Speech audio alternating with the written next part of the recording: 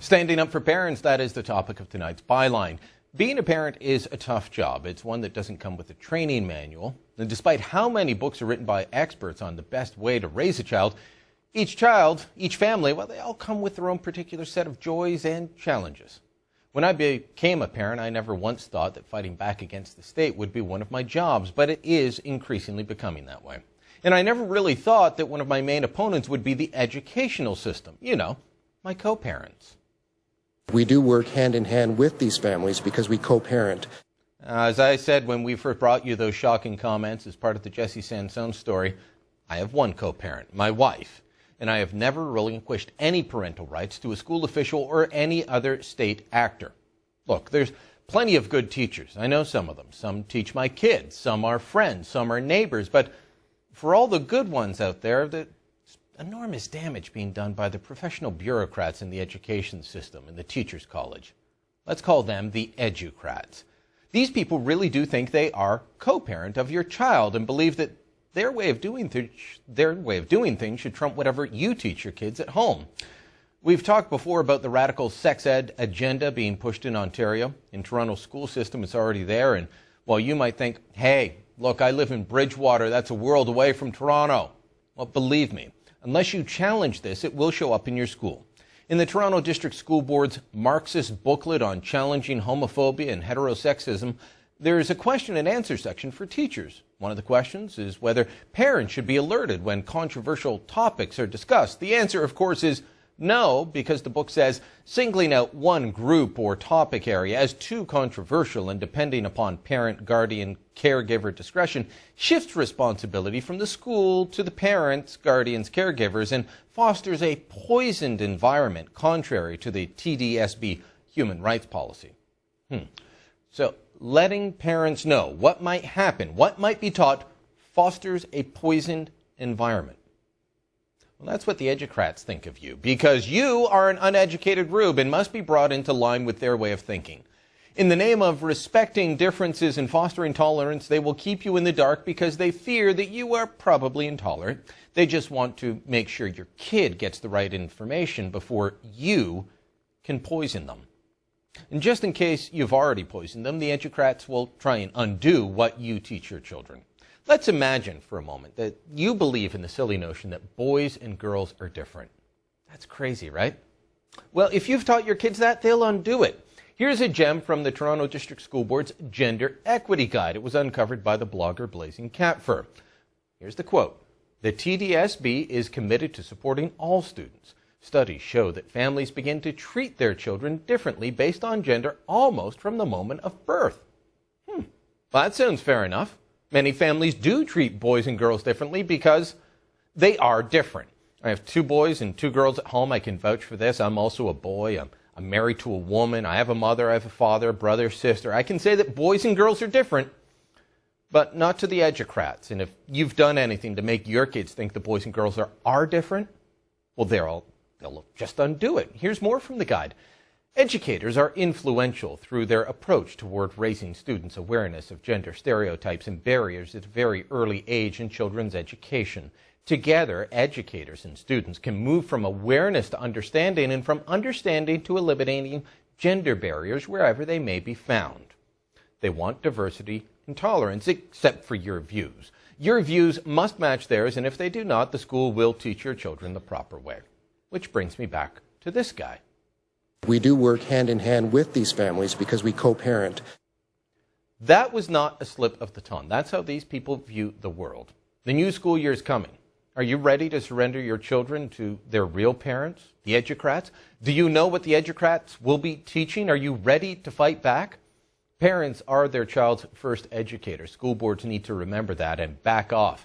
But chances are it means you will have to stand up and be counted, or it won't happen. And that's the byline.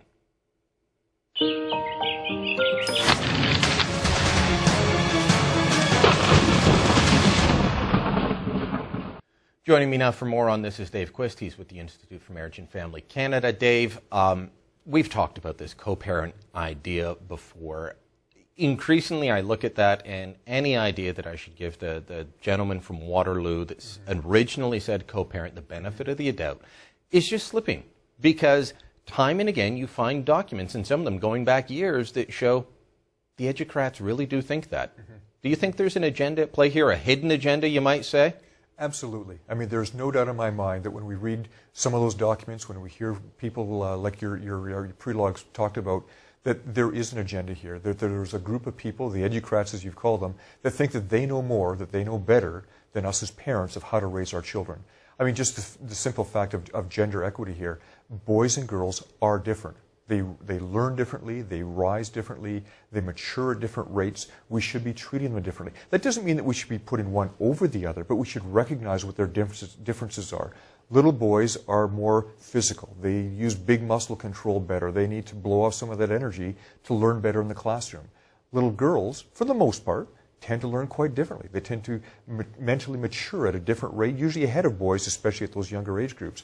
And so for educators to say we're going to treat them all the same, we know better than you as parents, that's just simply nonsense. That's not what the research tells us at all. It reads like Marxist literature from the 70s that it has just never been blown away. Now, I said that I believe there are good teachers, and I think most teachers just want to do their job. But the problem is the educrats are the ones in control. The people with the radical ideas are the ones that rise up to the rank of school board superintendent in the District of Waterloo, that go on TV and say they're co-parents. They're the ones writing these documents for the Toronto District School Board or your school board in Bridgewater, Nova Scotia. I believe this is going to spread across the country. So what is a parent to do about this other than just pulling out of the system, which most people can't do? Right. I think you're right. I think most teachers are actually quite good teachers, and they're there for the right purposes. They want to teach children. They want to help them grow and blossom and mature to be the best little people that they can be. But when we look at where the people are coming from, the educrats that put different policies in place, that shape how the entire system works, it binds those teachers into corners that they just simply can't get out of. You talk to many teachers and they say, the system is killing me. I just want to take my 20 or 25 or 30 grade 3s and I want to teach them their ABCs and how to write a story and how things work, and they're not being allowed to do that. What role can parents have here? Parents can be actively involved. They should be involved in their parent school environment. It's called the parent school council or whatever they call it. Know what's going on. They should meet with their teacher, their child's teacher, on a regular basis. Certainly there's formalized times throughout the school year when there's those parent-teacher interviews and meetings and things like that. Parents should take advantage of those and be involved. They should actually take advantage and just simply meet the teacher periodically and say, here's where my values are, here's what we teach our children at home. Will you be supporting these things, or is it going to be contrary? And establish a relationship with the teacher, with the principal if necessary, to say, contrary to what we just saw on the documentation from the Toronto School Board, when you're teaching these things, I would like to be involved. I would like to know what's going on. And it doesn't have to be just sex education. We think that as a hot button item. But there are many other moral value statements that are being made increasingly within the school system. My eldest was in grade 6 last year, and they started getting into all kinds of political things, and it was all from the one side. Sure. It was all from the one side. That was the first experience we had with a teacher where we were going, whoa, hold on. Some intervention did help, but not completely. And so communication helps out a great deal.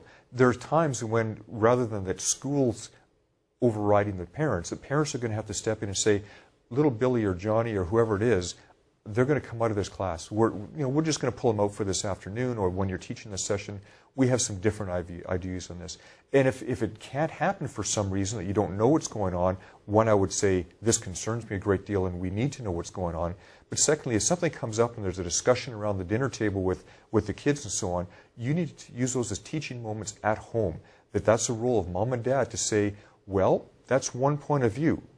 Here's a different point of view, and you've seen as we live our life out in this family, this is how we support each other, and this is what we believe.